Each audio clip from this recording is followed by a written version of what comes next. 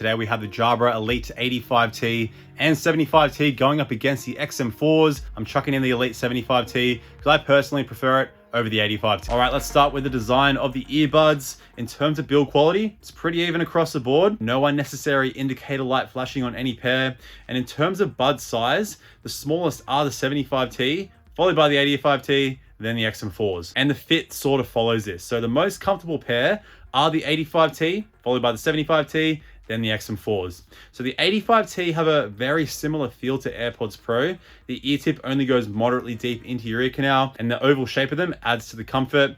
This is a kind of bud you could wear all day. Now the 75T is vastly different. The fit is much deeper, and you can kind of tell that by the design of the driver shaft. Still very comfortable for me, but does have some of that suction feeling, like that pressure in your ear, which I don't really mind, but it can get pretty annoying. And the XM4s with their hybrid foam silicon tips and chunky earbud design just aren't very comfortable at all. I start to get some discomfort even after 45 minutes, where on both Jabra buds, this isn't the case at all. But I've seen some comments of people liking the fit of the XM4s and being able to wear them all day. So keep in mind, this is my experience. In terms of a secure fit, the best are the 75T, followed by the XM4s, then the 85T. 75T fit me really well because I just find deeper fitting earbuds work better for me. And that's why these buds are still my #1 bud I use when training, because they don't budge at all, no matter what I'm doing. Now, if I need to go for a heavy lift, heavy deadlift, heavy squat, these are currently my go-to buds. They're great sound quality, loud volume, great fit. The XM4s though, despite being pretty uncomfortable, do have pretty decent security with those unique tips. They do budge out a little bit when training and clenching my jaw through those hard sets, but they should work with most kinds of training. And the 85Ts also budge out a little bit when clenching my jaw, but they're gonna stay in fine. They're definitely not gonna fall out. And if you like using your earbuds when training, the Elite 75T have an IP55 rating, so you get dustproof and waterproofing, where the 85T and the XM4s just have an IPX4 rating. So no dust resistance, but they are fine for splashes of water, rain. You just can't submerge any of these buds in water. Now, in terms of battery life here, with noise cancelling on, 75T advertised you get 5.5 hours, 24 hours in total. 85T, the same, but 25 hours total. XM4, you get 8 hours from the buds and 24 hours in total. And here are all my results here at 70% volume, tested on an iPhone 12 Pro. So pretty close all around to the advertised battery life there. But in terms of fast charge, on the 75T and the 85T, 15 minutes will give you an hour's playback, where on the XM4s, 5 minutes will give you an hour's playback. So noticeably better there. And you're only getting wireless charging on the XM4 and 85T, not on the 75T, but you can get a model that does have wireless charging. Now, in terms of case size, the smallest is the 75T, followed by the 85T, then the XM4, which is a little bit chunky, but overall it's pretty close. All cases are built really well, even the 75T, which are a lot cheaper. So across the board, sturdy hinges, strong magnets, and the buds take about 12 seconds to connect to your phone on the XM4s, where it's just under 10 seconds for the 75T and the 85T. Now, in terms of controls, the win goes to the 75T and 85T. They do use physical buttons, but they're really easy to press on both pairs. But you do have the option to control everything on the earbuds, including volume. Because in the app, you can adjust each individual touch function to suit whatever your needs are. Where on the XM4s, if you want to add volume control, you have to sacrifice either your playback controls or your ambient controls. I'm not a fan of that at all. All the pairs here do have in-ear detection, which will automatically pause and play your music when you take the buds out of your ear, but it's only on the XM4s where you take one bud out, say you have noise cancelling on, it'll turn noise cancelling on in the bud that's still in your ear. And in terms of switching between like your transparency mode and noise cancelling, on the XM4s, it's quite a dramatic reduction in volume. It takes about 2.5 seconds and you'll get a voice prompt. Same thing happens on the 75T and 85T, but it's not as dramatic of a decrease in volume, which I personally prefer. It doesn't take you out of your music too much. But you do get some extra features on the XM4, such as speak to chat, which will automatically pause your music and turn on transparency mode when you talk to someone. You get some customization with that in the app as well. And you also get quick attention, which is a long hold on one earbud, and that'll quickly turn transparency mode on and bring your volume down. Now onto connectivity. On the 75T, Bluetooth 5.0, SBC AAC, 85T, you got Bluetooth 5.1 there, where on the XM4s, Bluetooth 5.2, and we're chucking in the LDAC codec in there. So the LDAC codec there, if you use the right streaming service on Android, you're basically getting the same kind of audio quality you will get with a wide pair of earbuds. But despite the older Bluetooth on the 75T and 85T, Bluetooth range is the exact same across the board. I can get 25 meters in an outdoor space, in a nice clear open space on all pairs, and it's the same indoors, so about 15 meters, 16 meters, that's downstairs, upstairs, through 5 walls. Massive advantage of the 75T and 85T is they have true multi-point connection, so you can have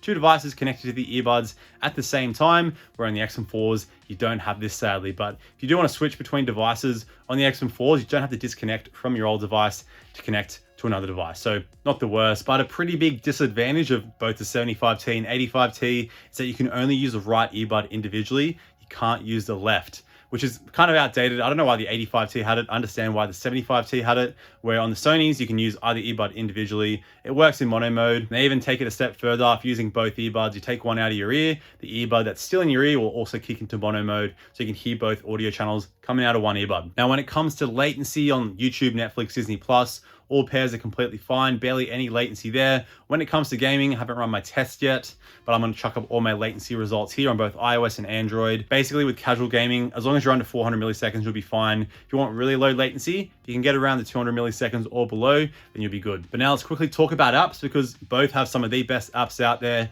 You get all the classics like EQ customization, customizable controls, which is better on the Jabra pairs, as well as transparency controls. I do like the layout of the Jabra apps a little bit better though, but you are getting more customization on the Sony app with things like adaptive sound control, which you can basically have certain settings turn on when you go to a location. You got speak to chat like I mentioned. You've also got some connection controls in there, as well as some DSP options to increase your sound quality or not use that and save some battery life. But the Jabra do have a Find My Buds feature where the XM4s don't have. A personal hearing profile, which I didn't find worked that great. It kind of like measures your ear with a sound wave and kind of tailors the sound, but I found it better with that off. But you do get that complete customization of all your controls, which is a really big one for me. All right, now let's run through the microphone test, both indoor and outdoor and all pairs, so you can see the differences between all three. All right, here is a microphone test with the Jabra Elite 75T in a nice quiet room. All right, here is a microphone test with the Jabra Elite 85T in a nice quiet room. All right, and here is a microphone test with the Sony WF-1000 XM4s in a nice quiet room. And this is what they sound like with some crowd noise being played off my desktop computer speakers. And this is what they sound like with some crowd noise being blasted through my computer speakers. And this is what they sound like with some crowd noise being played off my desktop computer speakers. And this is what the microphone sounds like with a fan blasting right in my face to mimic what it would sound like to be on a phone call outside on a windy day. And this is what they sound like with a fan being blasted right in my face to mimic what it would be like to be on a phone call outside on a windy day. And this is what they sound like with a fan blasting right in my face right now to mimic what it would be like to be on a phone call outside on a windy day. All right, so here's a microphone test in the outside world with the Jabra Elite 75T, and these do pick up your voice a little bit so you can hear your own voice. You do have noise cancelling on, which is pretty handy to have. But hopefully you can hear my voice well, blocking out all the noise behind me. All right, and here we are with the Jabra Elite 85T. Just like the 75T, you can hear your own voice if you have noise cancelling on, which is great to see, great to hear. And hopefully the microphone's as good as the 75T, because I feel like that microphone quality is really decent for an older pair. All right, so here is a microphone test with the Sony WF-1000 XM4s. These now use bone conduction technology, which is supposed to pick up your voice better, more effectively, and block out the noise going on behind me. But one slight issue is they don't pick up outside noise, like turn on transparency mode automatically. So I've currently got noise cancelling on. It's kind of hard to hear my own voice, but hopefully still microphones sound pretty good. All right, before we talk about noise cancelling, a quick little drop on my Instagram here. If you want to stay updated with behind the scenes action of me and my audio ventures, link is down below. All right, on the noise cancelling. And quickly, how I test my noise cancelling, I chuck my soundbar on, really loud, play like simulation train, plane noise and cafe noise. It's got a sub on there as well, so I get both high frequencies and nice low frequencies as well. And the clear winner here, by far, are the XM4s. Here's my ANC ranking list, so you can see where all the buds are with my overall ranking. And you can see the 75T is actually just higher than the 85T, mainly because their passive noise isolation is really good, but they do a lot better of a job at blocking out low frequencies But the 85T doesn't do as well. But the 85T block out those high frequencies a little bit better than the 75T, was honestly really close there. One thing that I found interesting on the 85T is they let a lot more wind noise in with noise cancelling on. The 75T let in about half, and they let in less wind noise than the XM4s, but this does make sense because the noise cancelling performance is not as strong on the 75Ts compared to the XM4s. But the XM4s do have an automatic wind noise reduction you can turn on, and that'll basically like kind of bring your noise cancelling performance down so the microphones don't pick up too much wind noise if you're outside on a really windy day. In terms of ANC hiss, pretty minimal on all pairs, and it's the same with EQ shift. Basically how your sound quality changes with noise cancelling on compared to noise cancelling off. But the 75T had the least amount of that cabin pressure, kind of like suction feeling you get in your ears with noise cancelling. Makes sense because, again, the noise cancelling performance isn't as good, but the 85T and XM4s kind of on par there. And only the 85T and XM4 will remember the last setting that you had on. Say you always have transparency mode, take your buds out of your case, that'll automatically be on, where on the 75T, it's automatically set to noise cancelling off. Then you need to switch to transparency, then noise cancelling. And in terms of transparency mode performance, the best pair of the XM4s, they're the most natural, but it's pretty close all around. The 85T and 75T are a little bit more digital, but you can still hear voices around you quite well, and you do get customization of your transparency mode on all the pairs. All right, before we talk about sound quality, let's touch up on volume, because on the 75T and 85T, at 100% volume, they go really loud, rate them like an 8.5 out of 10. With the XM4s, I'll rate a 7.5 out of 10. Keep in mind, this is tested on Spotify. Apple Music, for example, is just a louder streaming service. If you want really low level listening, the XM4s are going to be the best pair. They go really quiet, where the 75T and 85T are still a little bit loud at the lowest volume. And if you do like using your earbuds when you're going to sleep or lying down, neither of the pairs would work fine. They're all in-ear earbuds. Maybe the 85T would be the best, but they're all quite chunky and they'll kind of push into your ear. So just keep that in mind. And if you like listening at low volumes, the 75T have the slightest amount of that white noise hiss. If you're sensitive to it, you might find it annoying, where the 85T and XM4 barely have any. But both the 75T and 85T do have like a static white noise hissing sound in just the left earbud on some songs at high volumes. If you want to check that out, just check out my full Elite 75T review, because I talk about that in depth in that video. But now onto the sound quality itself, and this is going to be a little bit of a tricky one.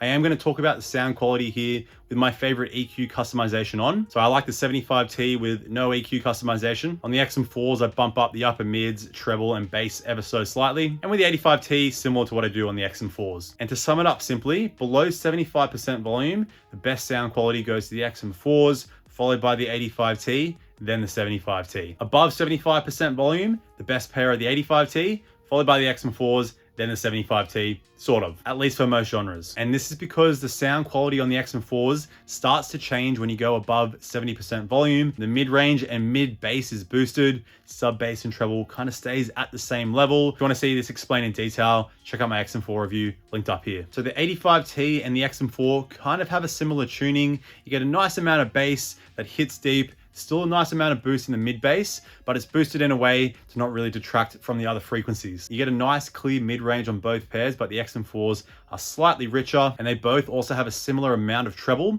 but the treble is a little bit nicer, has a bit more sparkle and presence on the XM4s. Instrument separation is also similar, but soundstage is a little bit more open on the XM4s. But keep in mind, this is below 70% volume. The higher you creep up past 70%, the 85Ts start to sound a little bit better. But now I'm going to talk about the 75Ts, because they kind of got their own tuning. It's quite a unique one, because they're bringing you much more of a V-shaped tuning here with incredibly over-the-top subwoofer in your head, kind of deep bass. The mids are slightly recessed here, but still come through pretty clear, but also a nice boost in the treble.